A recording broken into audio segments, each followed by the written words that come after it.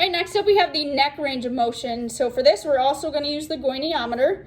So to start, we'll do neck flexion and extension. So for this, you're going to line your fulcrum up with the external auditory meatus, or the ear hole. Your stabilization arm is kind of just going to be floating in space. The movement arm is going to be lined up with your nose, so the stabilization arm is ideally just going to stay where your movement arm started, okay? So Allie's going to go ahead and go into neck extension. And once she gets to her greatest range of motion, which she has a ton, good. We would go ahead and measure that.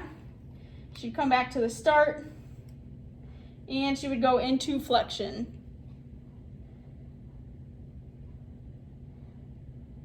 Awesome. And then we'd measure that. So you just want to make sure this movement arm is lined up with her nose the whole time. All right. Next we have neck range of motion. So for this, I'm going to have to get above Allie to be able to line it up.